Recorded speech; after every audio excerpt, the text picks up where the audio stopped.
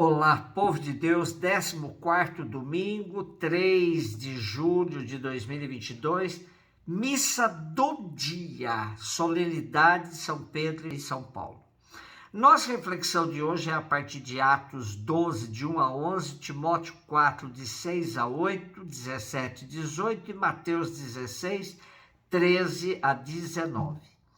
Naqueles dias, o rei Herodes prendeu alguns membros da igreja para torturá-los. Mandou matar à espada Tiago, irmão de João, e vendo que isso agradava aos judeus, mandou também prender a Pedro. Eram os dias dos pães ázimos. Depois de prender Pedro, Herodes colocou-o na prisão, guardado por 4 grupos de soldados, com 4 soldados cada um. Herodes tinha a intenção de apresentá-lo ao povo depois da festa da Páscoa. Enquanto Pedro era mantido na prisão, a igreja rezava continuamente a Deus por ele.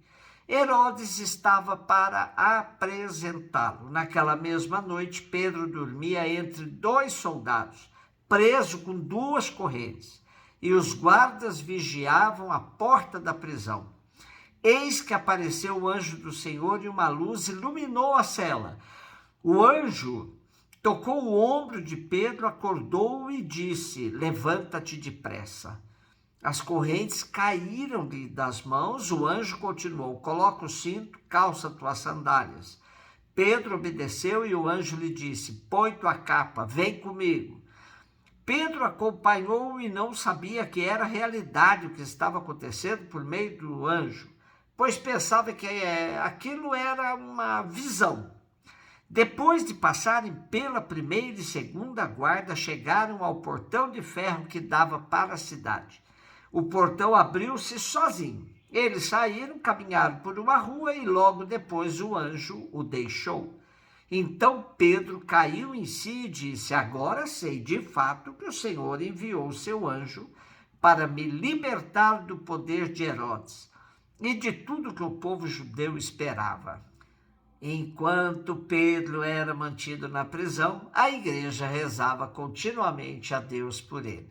Lucas, com sua narrativa de Atos dos Apóstolos, nos revela o carinho que a comunidade primitiva já tinha por Pedro. Era tempo de perseguição, pois Herodes, como vemos na continuidade deste capítulo, se apresentava como um deus e queria ser incensado como tal.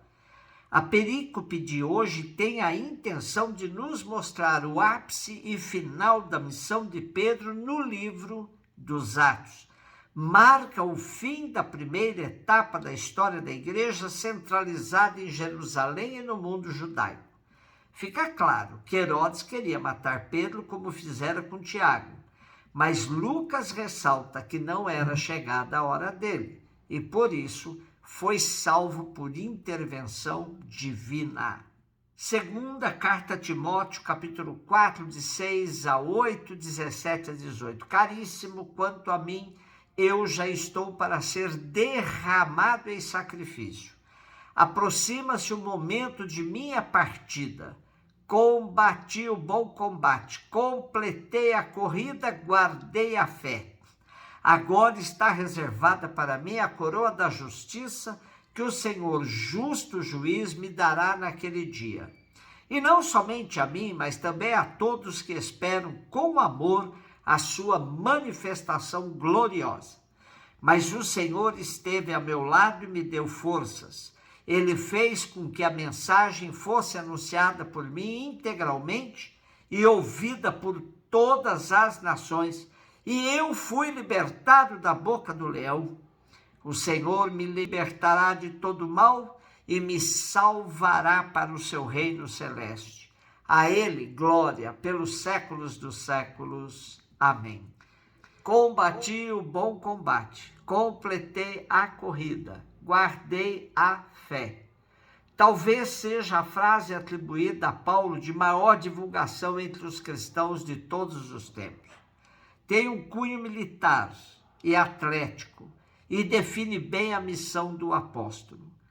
Frente à certeza do martírio, Paulo se compara a um atleta que recebe o prêmio da vitória. Ele sabe que sua vida foi inteiramente dedicada a propagar e sustentar a fé. Oxalá possamos ter a mesma convicção do apóstolo em relação à nossa vivência cristã. Mateus 16, 13 a 19. Jesus foi à região de Cesareia de Filipe e ali perguntou aos seus discípulos: quem dizem os homens ser o Filho do Homem? Eles responderam: alguns dizem que é João Batista, outros que é Elias, outros ainda que é Jeremias ou algum dos profetas. Então Jesus lhes perguntou: e vós, quem dizeis que eu sou?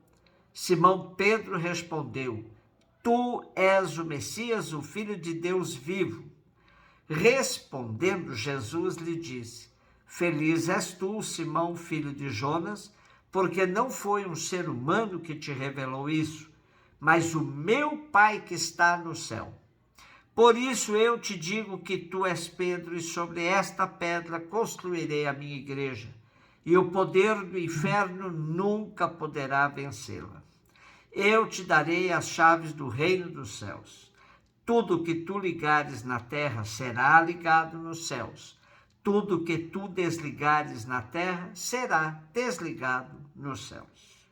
Pedro é estabelecido como um referencial fundamental da comunidade que Jesus está organizando e que deverá continuar no futuro.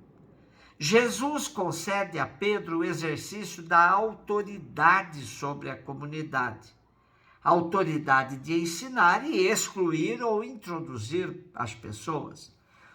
Na continuidade do nosso texto de hoje, fica claro que para que Pedro possa exercer tal função, a condição é ele admitir que Jesus não é Messias triunfalista e nacionalista, mas o Messias que sofrerá e morrerá na mão das autoridades do seu tempo. Caso contrário, ele deixa de ser Pedro para ser Satanás. Pedro será verdadeiro líder se estiver convicto de que os princípios que regem a comunidade de Jesus são totalmente diferentes daqueles em que se baseiam as autoridades religiosas do seu tempo. É interessante que a igreja coloque os dois grandes apóstolos numa mesma solenidade, pois, como diz o prefácio da missa, hoje, ó Pai, vós nos concedeis a alegria de festejar os apóstolos São Pedro e São Paulo. Pedro, o primeiro a proclamar a fé, fundou a igreja primitiva sobre a herança de Israel.